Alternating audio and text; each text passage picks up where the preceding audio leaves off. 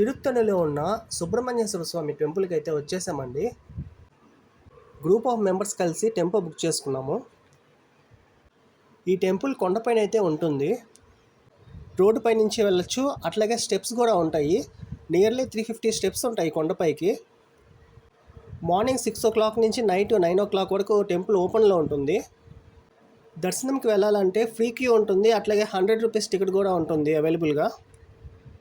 అర్చన కోసంగా 10 rupees ticket తీసుకోవాలి. Free క్యూలో వాళ్ళు కంపల్సరీ తీసుకోవాలి. ఎవరైనా అభిషేకం కానీ కళ్యాణం కానీ చేయాలనుకుంటే వాళ్ళకి 1500 కానీ 4000 కానీ టికెట్ ఉంటుంది.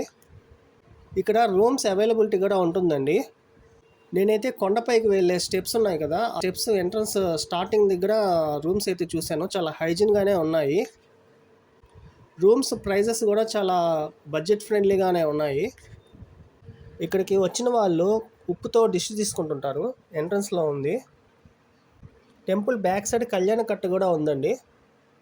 మొక్కు ఉండే వాళ్ళు కొంతమంది గుండు కూడా చేయించుకుంటున్నాడు ఇక్కడ. కొండపైన చాలా సైలెంట్గా డీసెంట్గా ఉందండి.